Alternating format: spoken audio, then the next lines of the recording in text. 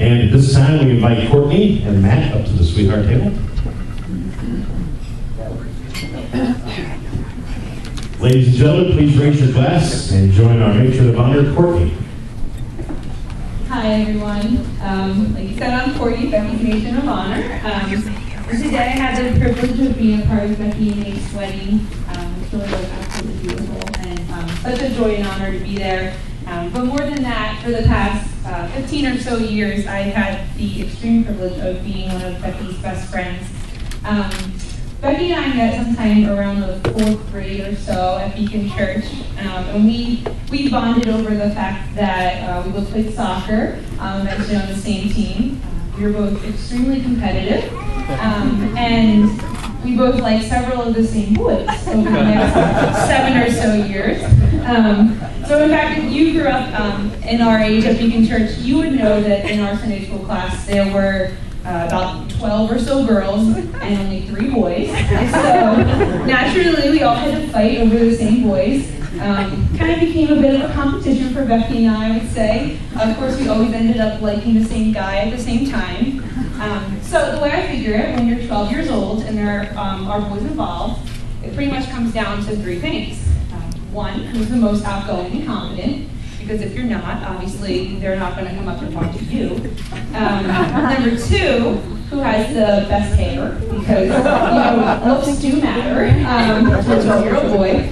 And number 3, who has the best jump shot, because in order to impress those boys, you had to get out there and be able to play sports with them and not be a liability. So, in Becky and I's boy competition, I would have to say that when I figured it out, in area number 1, Becky, you were the most confident, so 1-0. In area number 2, Becky definitely had the better hair. And I think you can all see it tonight, and if you knew me in the 8th grade, I had these really awful bangs. So I had that one. In area number 3, hands down, Becky had the better jump shot. So today, on your wedding day, I would like to finally surrender the boy competition. You win! And I have to say that I think I always actually knew it. I thought it would be fun to prove that by bringing my diary, my old diary, from the 8th grade. Just sharing a little something that I wrote. Almost always the same. I can promise you this is a direct quote. This is from May 5th, 2001. And what I said was, there I go again, feeling all jealous. I really have to stop this. But sometimes I feel that Becky is so darn lucky, she gets everything that she wants. So, today, I might have been a little bit catty as an 8th grader, but today I am so happy to say that I agree with myself again. I think that you were not necessarily lucky, but just blessed by God today. And I can happily say that I think that you got everything that you ever wanted in Nate.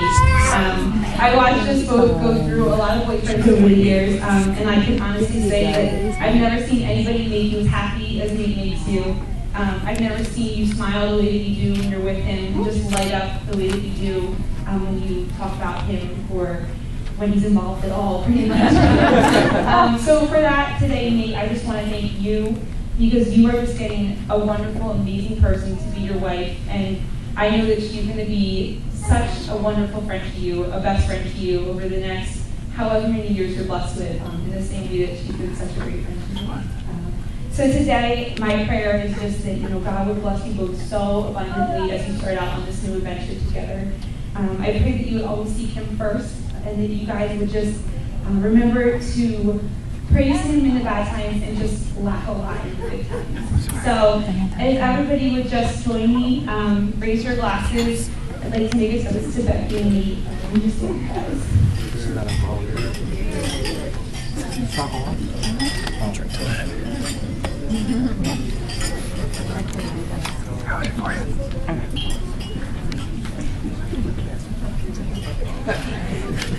You should have gotten in his face with your first taste of alcohol. It's a lot better. I'm gonna take that with me.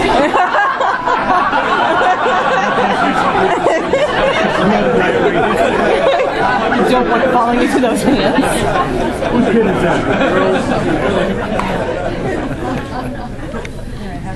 All right. I'm Nate's brother, best man, and he's unfortunate enough to have no one else to pick. You get what you pay for. I found this, you know when you don't know what to do, so you like go on the internet, like, what am I gonna say? You know, you can hear me, can't you? No. So anyway, I was on the internet, like, I just wanted something, you know, start off, and I found this pretty true, I think. A wise man once said, a man is incomplete until he's married. After that, he's finished.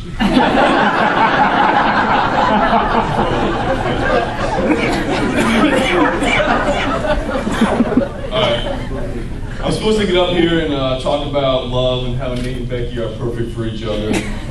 But rather than beat a dead horse, you know, everyone gives those Hallmark speeches. So I'm going to go in a different direction here. And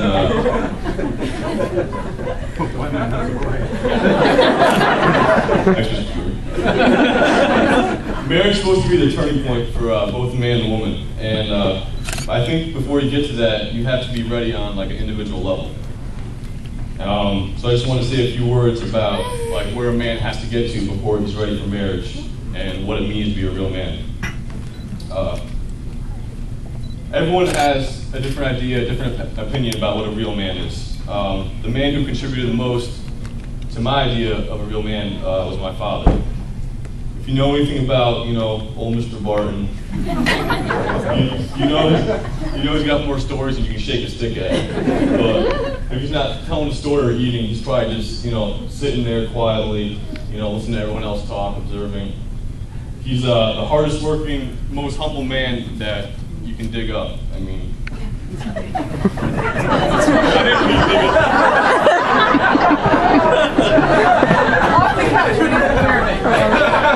You know what I mean? All right. Well, me and Nate couldn't ask for a better example. You know, someone you don't have to ask what he's against because you already know what he stands for. I've never heard my dad worry about what someone else thought about him. The only opinion he seemed to care about was God's opinion and my mom's opinion. That's all he cared about. And I see a lot of that in Nate. Nate's never been the type to settle or sell himself short. He always does things right the first time. Not like me, you know, I try to get by with what I can, but Nate always does things right. That's why when he told me that he and Becky were getting married, I wasn't worried. Because at that point, I didn't know Becky very well, but I know Nate does things the right way, so I was like, all right.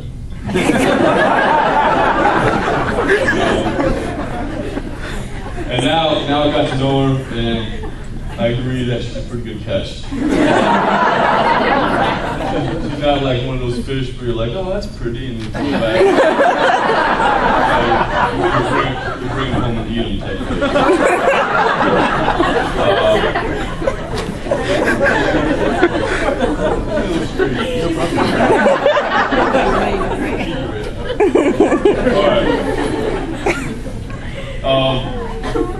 More seriously, I'm trying to get serious a little bit. I don't think that like every man has a right to be married. Like you have to reach a certain point of responsibility before you're ready. God said it's not good for man to be alone, but he didn't give Adam Eve right away. I think there's a reason for that. He made sure Adam was like good and ready before he created Eve. And I don't think it's any different today. I think a man needs to be alone in the world and learn to make his own way before he's ready to have a wife, ready to take care of somebody else. And so I think that's why Nate and Becky came together at this point, you know, after Nate was already a man, already matured, and he was, you know, so I was just thinking about that and how they came together this time, not before. That's why I think God really blessed that. Me and Nate are pretty close now, but it wasn't always like that. You know, we were at each other's throats a lot as we were kids, competing in everything, you know, trying to show the other one up.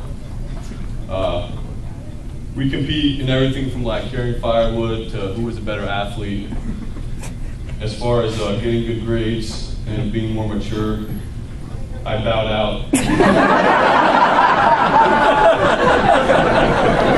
I found out before that fight began. Sometimes you gotta choose your battles. Anyway, so when I heard he was getting married, it's kind of like in poker, you know, showing the cards, right? What you got? So I started thinking about things. I'm like, all right, well, he graduated from like a really good school with honors. I dropped out of community college. He's got like this great, you know, good paying, fancy job.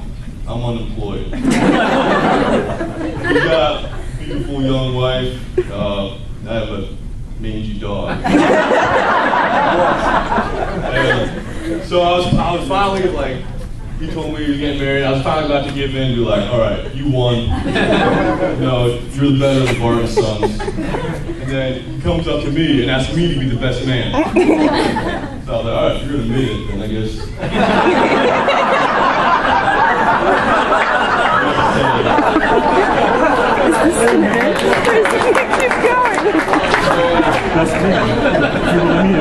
So anyway, I'll wrap this up. I guess what I'm trying to say is, Nate, you've done good. I'm proud to call you my brother. I really am. And keep finding what's right and go after it. Take pride in a good piece of work and give someone else the credit for those that don't quite pan out. Nate and Becky, today's day number 1, for better or worse. I got my money on better, so you'll make this the first time I'm wrong.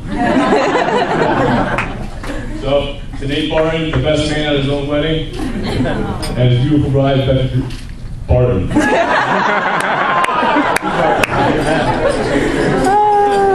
Oh, my Martin. Oh, man.